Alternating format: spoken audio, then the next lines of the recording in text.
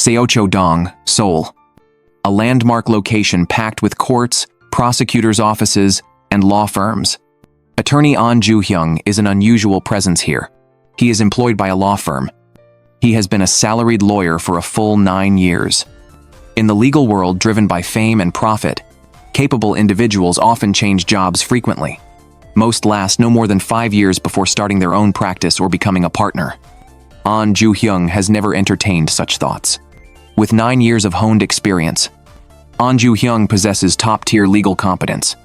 Yet he still quietly receives his fixed monthly salary plus bonuses. He has never harbored any grand ambitions, nor does he wish to climb higher. Even occasional losses in court leave him completely unruffled.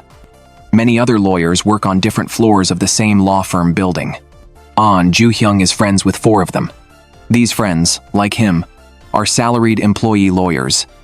After work or during breaks each day, the 5 gather for group meals at nearby restaurants or cafes.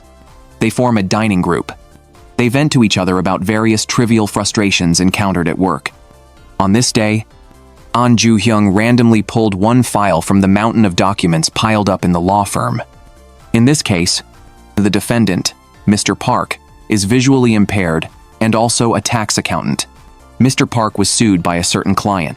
According to the client, he regularly did business with Mr. Park. That day, he requested a discount on the service fee.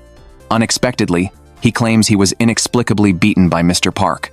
In the first trial, Mr. Park admitted to the assault and was subsequently convicted of assault charges. But this time, Mr. Park tells Ahn Joo-hyung he did not beat the client. He says he chose to admit guilt initially only because he didn't want the matter escalated. He didn't want it to affect his job. However, he later changed his mind, determined to reveal the truth. He refuses to bear an innocent person's blame. Faced with Mr. Park's account, Ahn Joo-hyung appears extremely calm. He neither blindly believes it, nor tries to pick holes in the story to refute it. He simply remains impassive. He states he will review the relevant evidence and then contact him. This is Ahn Joo-hyung. After 9 years as a lawyer, having encountered countless lying clients, his passion has long since faded. He treats lawyering merely as an ordinary office worker's job. He knows the real world is not a television drama. He never speaks of ideals or passion. While reviewing the materials, Ahn Joo-hyung discovered a piece of message evidence submitted by the plaintiff. The recording clearly captured Mr. Park committing violence against the client. Photographs of the plaintiff's injured body parts in the documents also appeared to corroborate this claim.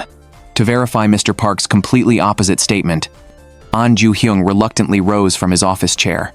It seemed he would have to visit the scene. Leaving the law firm, Ahn Joo-hyung arrived at Mr. Park's apartment yawning. With a scrutinizing gaze, Ahn Joo-hyung noticed Mr. Park's apartment had been completely renovated. The interior layout was entirely different from before the incident. Additionally, the blind Mr. Park very expertly served water to Ahn Joo-hyung. Each of these small details was noted by Ahn Joo-hyung. Regarding the recording and photographs, Mr. Park explained, claiming the client broke items himself. He said the client spoke strange words and even hit himself. He orchestrated this framing plot against Mr. Park. Even the alleged discussion about a service fee discount, Mr. Park insisted never happened. Ahn Joo-hyung acutely sensed something was wrong.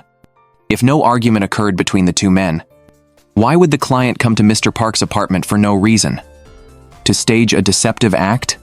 Ahn Joo-hyung concluded internally that Mr. Park was hiding something. Back at the law firm, Ahn Joo-hyung meticulously checked every document. Ultimately, through rigorous logical analysis, he uncovered the truth. During their next meeting, Ahn Joo-hyung informed Mr. Park of his deduction. He discovered the client's registered address was identical to Mr. Park's address in the household registry. In other words, they were not simply a tax accountant and client. They were same-sex partners living together. Exposed, Mr. Park admitted Ahn Joo-hyung's deduction was correct. He and the client were former partners who had broken up. To avoid misunderstanding, the man disclosed everything he had hidden. According to his account, after they broke up, he demanded repayment of money lent during the relationship. The other man refused, leading to their conflict. He lied in the first trial because he didn't want their secret of coming out to be exposed. He wanted to protect his ex-partner's privacy. Ahn Joo-hyung saw the flaw immediately. If that was the case, Why then would Mr. Park change his mind and choose to appeal? Mr. Park remained silent. Ahn Joo-hyung spoke the remaining truth for him. Because Mr. Park wanted to protect his tax accountant license. After the first trial, his license faced revocation. Mr. Park weighed the situation and deemed ruining his future to protect his ex-partner unwise. During the court appearance, as Mr. Park's defense attorney, Ahn Joo-hyung completely denied the plaintiff's accusations. Yet he did not disclose their former partner relationship. He only stated they were close friends with a debt issue. He submitted evidence based on his observations at Mr. Park's home that day. This proved the plaintiff deliberately injured himself to frame Mr. Park. Through Ahn Joo-hyung's persuasive arguments, Mr. Park was acquitted in the second trial. Afterwards, Mr. Park thanked Ahn Joo-hyung. Ahn Joo-hyung remained cold as ice. Despite winning, he didn't fully believe Mr. Park's account.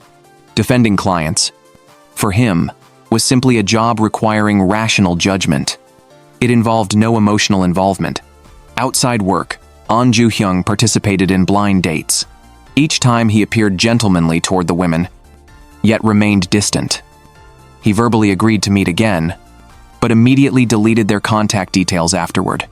That evening, the dining group gathered at a new location. They were seeing off a friend who was resigning. Following this resignation, attorney Kang Hee-ji came to the law firm building to interview for the vacancy. Kang Hee-ji had less than a year of work experience, making her a newcomer to the legal field. She was idealistic about the real world. On her first day at work, Kang Hee-ji found a handover report on her desk. It specifically noted the dining group members' names at the bottom. One name was Ahn Joo-hyung. Kang Hee-ji seemed to recognize Ahn Joo-hyung. Kang Hee-ji found the dining group's contact information on her computer. She located their group chat. She scrolled through each member's profile one by one. Seeing Ahn Joo-hyung's background photo, Kang Hee-ji smiled faintly. That night, the dining group gathered again minus one member. Everyone anticipated the newcomer who would replace their resigned friend. They wondered who it might be. At that moment, Kang Hee-ji approached and saw this familiar yet unfamiliar face. Ahn Joo-hyung's eyes were filled with instant panic and shock. Ahn Joo-hyung never imagined the new member would be his old acquaintance Kang Hee-ji. After a brief moment of shock, Ahn Joo-hyung pretended Kang Hee-ji looked only vaguely familiar. Unexpectedly, Kang Hee-ji blurted out, claiming they had once been together. Ahn Joo-hyung panicked and hastily denied they had ever dated. He didn't expect Kang Hee-ji to trap him. Kang Hee-ji explained that by been together, she meant they had met in Hong Kong. At that time, Ahn Joo-hyung was still a law student. Moreover, they had agreed to meet again after returning to Korea. They considered each other decade-long confidants. Ahn Joo-hyung desperately hid his guiltiness. He asserted the reunion promise never existed. The next day, inside the law firm building's elevator, Ahn Joo-hyung proactively suggested Kang Hee-ji's memory was faulty. They never agreed to meet again. Kang Hee-ji quickly messaged him, insisting she remembered correctly. Ahn Joo-hyung's reply was just 2 perfunctory dots. Thinking of this, Kang Hee-ji wrote the word crazy next to Ahn Joo-hyung's name on the handover report. Today, the firm's representative assigned Kang Hee-ji a consultation case. A man, Mr. Jang, lives with his family in government-provided cheap public housing. Before moving in, Mr. Jang took a bank loan to pay the house's lease deposit. But recently, unable to repay this loan, bank personnel confronted Mr. Jang. According to the original agreement, Mr. Jang must forfeit the house used as collateral to the bank. Once forfeited, Mr. Jang's family will be homeless. Facing this crisis, Mr. Jang hoped the firm would provide free defense. Kang Hee-ji asked the representative if this was possible. She received a negative answer. The firm no longer does any pro bono work. From Mr. Jang, Kang Hee-ji learned the bank's lawyer worked on the floor below. Kang Hee-ji checked the documents. Indeed, the lawyer helping the bank sue Mr. Jang was Ahn Joo-hyung. Kang Hee-ji recalled that at yesterday's dinner gathering, Ahn Joo-hyung mentioned handling a real estate transfer lawsuit. Kang Hee-ji snorted softly. Basically, he was just helping banks evict tenants while acting cool. Mr. Jang begged Kang Hee-ji to assist him, hoping she could persuade the lawyer downstairs to withdraw the lawsuit. Kang Hee-ji felt conflicted. She knew Ahn Joo-hyung was merely doing his job for the bank. She had no right to interfere. At the next dinner gathering, Kang Hee-ji brought up this matter. Her words indirectly expressed dissatisfaction with Ahn Joo-hyung assisting the bank. Ahn Joo-hyung was direct. The other party failed to repay. He was simply taking measures for his client. His approach was perfectly justified. Learning Kang Hee-ji hadn't agreed to Mr. Jang's request to withdraw the lawsuit, Ahn Joo-hyung nodded with a subtle expression. Fortunately, Kang Hee-ji didn't meddle unnecessarily. Kang Hee-ji felt Ahn Joo-hyung was targeting her everywhere. She brought up their past reunion promise again. She believed if anyone should hold a grudge, it should be her against him. Ahn Joo-hyung remained expressionless. He once again emphasized he didn't know Kang Hee-ji before. At the next day's trial, Ahn Joo-hyung represented the bank in suing Mr. Jang. He demanded Mr. Jang either repay in full or surrender the house. Mr. Jang became emotional in court. He angrily accused Ahn Joo-hyung of siding entirely with the bank. He argued the government should protect vulnerable groups like him. Moreover, he wasn't deliberately avoiding debt but facing temporary financial strain. After the trial, Mr. Jang humbly asked Ahn Joo-hyung for a solution. Ahn Joo-hyung's face showed no emotion. He uttered coldly, "Mr. Jang must repay the money. As a lawyer, he must faithfully fulfill the client's demands." However, the situation took a sudden turn. The next day, Ahn Joo-hyung saw a newly issued Supreme Court precedent document. The precedent's circumstances were almost identical to Mr. Jang's dispute with the bank. According to the precedent, the bank could no longer forcibly evict the apartment tenant. In other words, if the bank continued the appeal, it might lose the lawsuit. Normally, Ahn Joo-hyung should advise the bank to withdraw the lawsuit, but he didn't intend to do so. The precedent came out last night. Mr. Jang certainly didn't know about it. Even the judge might not be aware yet. Therefore, Ahn Joo-hyung intended to conceal the precedent matter and continue helping the bank appeal. At the dinner gathering, Kang Hee-ji mentioned this precedent. She had also seen the precedent document last night. Learning Ahn Joo-hyung didn't plan to withdraw the lawsuit, Kang Hee-ji felt deeply puzzled. According to this precedent, the bank would definitely lose if the appeal continued. But Ahn Joo-hyung appeared unfazed. He hinted there was opportunity if the opposing lawyer didn't know about the precedent. Kang Hee-ji disliked Ahn Joo-hyung's trickery.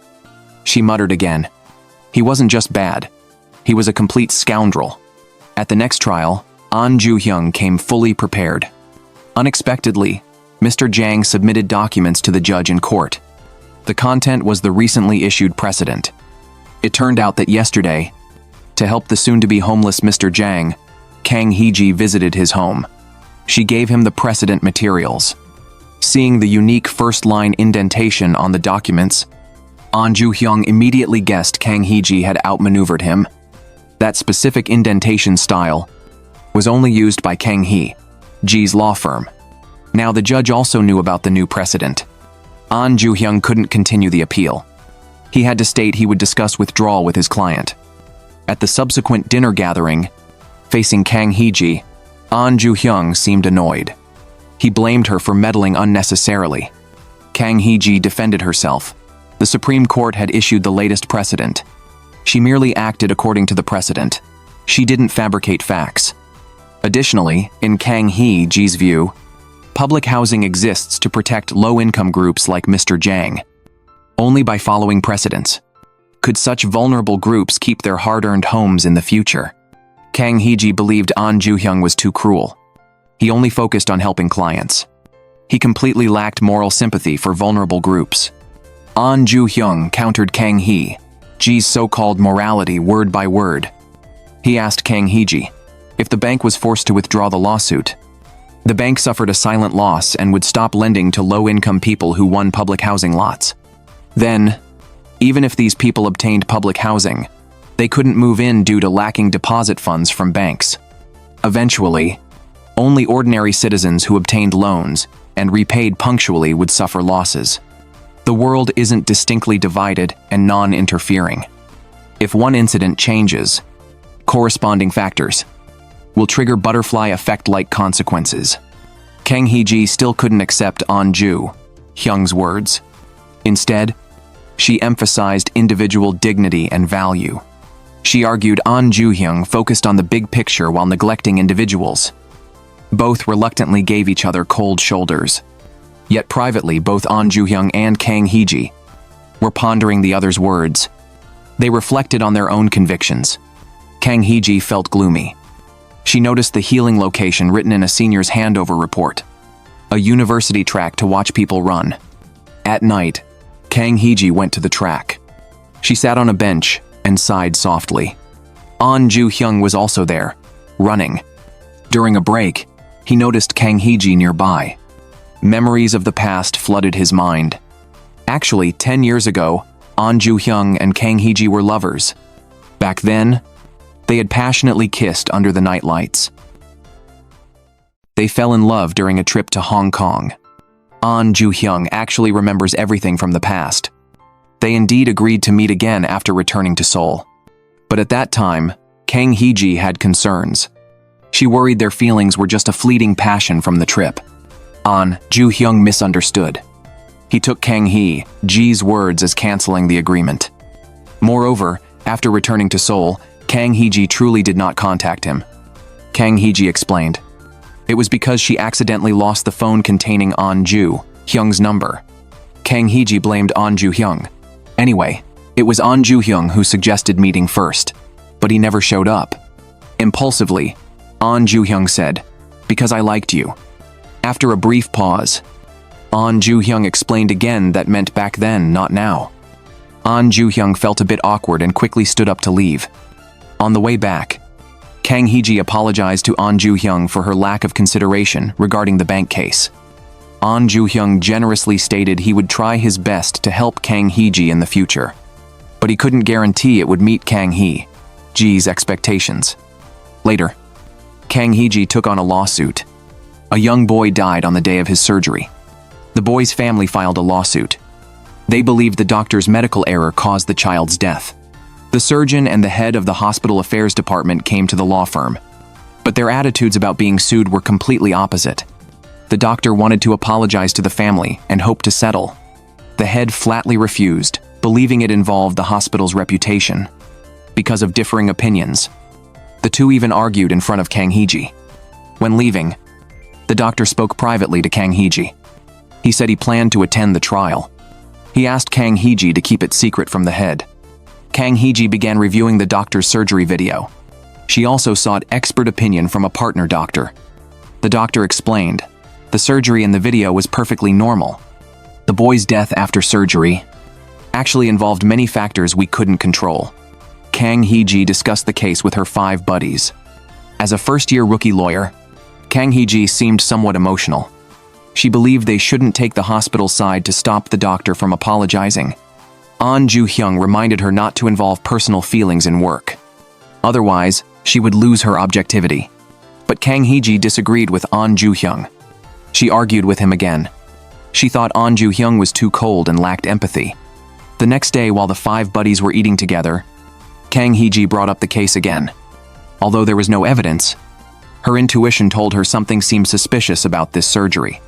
In Kang Hee-ji's view, intuition was also a form of science. It was big data accumulated through her life experiences. Ahn Joo-hyung argued with Kang Hee-ji once more. He opposed classifying intuition as science. On the day of the medical trial, the plaintiff's lawyer presented photographic evidence in court. It proved the defendant doctor was actually left-handed. But in the surgery video, the doctor used his right hand. Therefore, the plaintiff suspected proxy surgery. However, on Kang Hee-ji's side, the doctor who promised to attend was unexpectedly absent. Shortly after, several police officers came to court and took the plaintiff's family away. The reason was the man had assaulted and stabbed that doctor. Fortunately, the doctor wasn't seriously hurt. Today's trial confirmed Kang Hee-ji's intuition. Kang Hee-ji blamed herself. If she'd discovered earlier the doctor was left-handed, today's situation wouldn't have happened. Kang Hee-ji wanted to message Ahn Joo-hyung, but after thinking it over, she gave up. Unexpectedly, Ahn Joo-hyung was also in the elevator when she entered. Kang Hee-ji pretended everything was fine. Ahn Joo-hyung noticed her sighing. He asked if she needed help. After getting confirmation, Ahn Joo-hyung went to Kang Hee-ji's office. He watched the surgery video with her. They sat too close. Their eyes unintentionally met for an instant. The atmosphere became flirtatiously ambiguous. Kang Hee-ji looked away and explained the case to Ahn Joo-hyung. Seeing Kang Hee-ji's troubled expression, Ahn Joo-hyung took her out to eat. While waiting for the elevator, both recalled their past memories. 10 years ago, Kang Hee-ji and Ahn Joo-hyung separately traveled to Hong Kong. By fate, in this unfamiliar city called Hong Kong, they kept encountering each other unintentionally. They took the same flight, the same shuttle bus, rode the same sightseeing vehicle, even stayed at the same guest house.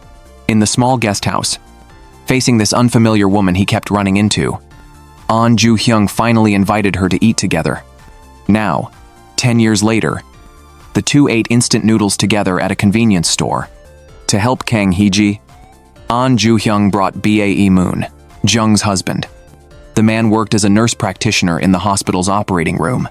After watching the surgery video, Bae Moon-jung's husband explained to them. During surgery, to avoid hand collision with the opposite person, left-handed doctors often use their right hand. In other words, the surgeon in the video was definitely that doctor himself. It wasn't proxy surgery. The next day, Kang Hee-ji visited the now conscious doctor in the hospital. The doctor shared his feelings. Although there was no surgical error, whenever a patient died post-surgery, he still felt guilt mixed with complex emotions of avoidance. On the way to court that day, he saw the boy's father, but he lacked the courage to face him. Now, to atone for his guilt, the doctor planned to settle with the family. He hoped to help the father get a lighter punishment. Meanwhile, the firm assigned Ahn Joo-hyung a case. It was a divorce case he disliked most. Ahn Joo-hyung tried to swap cases with Bae Moon-jung, but the firm told him the client insisted on a male lawyer. Reluctantly, Ahn Joo-hyung took the case and met the client. The man demanded he wouldn't pay alimony and property to his soon-to-be ex-wife. Soon, Ahn Joo-hyung appeared at family court representing his client. He discovered the defendant was his long-lost ex-girlfriend Park Soo-jong.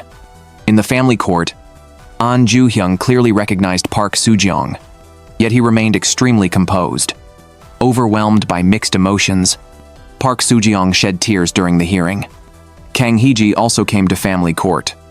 She tried greeting Ahn Joo-hyung, who walked toward her, but Ahn Joo-hyung ignored her completely. Kang Hee-ji soon noticed Park Soo-jong's presence. She observed Park Soo-jong casting brief, subtle glances at Ahn Joo-hyung. Kang Hee-ji realized they likely knew each other. During a meal with the five buddies, Kang Hee-ji mentioned seeing Ahn Joo-hyung at court. Ahn Joo-hyung still denied it outright. He claimed he hadn't seen Kang Hee-ji. After eating, the group planned to visit a cafe. Only Ahn Joo-hyung hurried back alone to the law firm. Watching Ahn Joo-hyung leave, Kang Hee-ji grew more convinced. This case was unusual for him. Back at the law firm, Ahn Joo-hyung sighed over the case files. Park Soo-jong wiping tears in court replayed in his mind. As the second hearing approached, while reviewing new documents, Ahn Joo-hyung unconsciously frowned. He kept loosening his tie, visibly troubled. Park Soo-jong's husband, Ahn Joo-hyung's client, came to the law firm again. Ahn Joo-hyung showed him Park Soo-jong's prepared documents. They detailed the husband's repeated ill treatment during their marriage. Ahn Joo-hyung fixed the man with a stern gaze. The husband insisted no, but added, by his standards. Ahn Joo-hyung understood the implied truth but did not press further. The man sensed Ahn Joo-hyung didn't believe him. Ahn Joo-hyung remained cold-eyed, seemingly emotionless. He stated that believing his client wouldn't affect his defense. As the second hearing arrived, Ahn Joo-hyung still had to face Park Soo-jong. This time, Park Soo-jong's gaze still lingered unintentionally on Ahn Joo-hyung. Only Ahn Joo-hyung continued pretending not to see her. Kang Hee-ji saw Ahn Joo-hyung and Park Soo-jong at family court again. She deliberately checked the woman's name. Noticing Park Soo-jong, Kang Hee-ji realized she was Ahn Joo-hyung's ex-girlfriend. In court, The judge asked Park Soo-jong to submit evidence of her husband's ill treatment. Park Soo-jong glanced slowly at Ahn Joo-hyung. Then she softly answered, "Number." Ahn Joo-hyung felt complicated but proceeded professionally. He urged the judge for a swift ruling. Kang Hee-ji told Bae Moon-jung about seeing Ahn Joo-hyung at family court.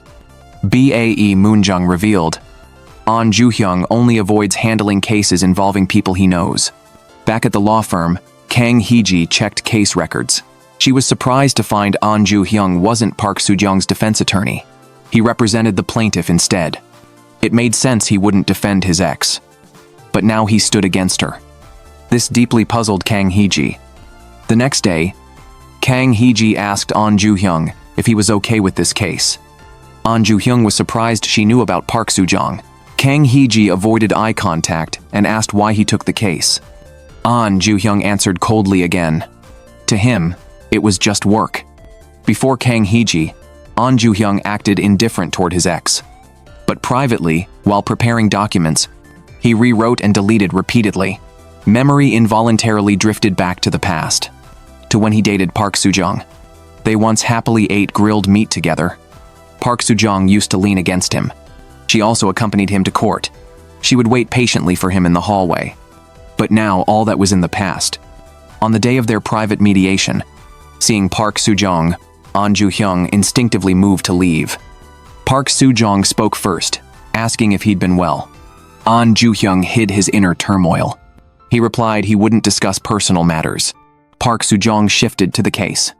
Emotionally, she asked why he had to take it. Ahn Joo-hyung's tone remained icy. In this case, he wasn't Ahn Joo-hyung. Not anyone's ex. He was the plaintiff's representative. Seeing Ahn Joo-hyung distance himself, Park Soo-jong's eyes welled up again. She couldn't bear her ex, knowing her failed marriage. As she spoke, she uncontrollably cried before him. All Ahn Joo-hyung could do was urge her to gather evidence. Park Soo-jong looked down. She had none. Ahn Joo-hyung sighed and advised her to drop the case.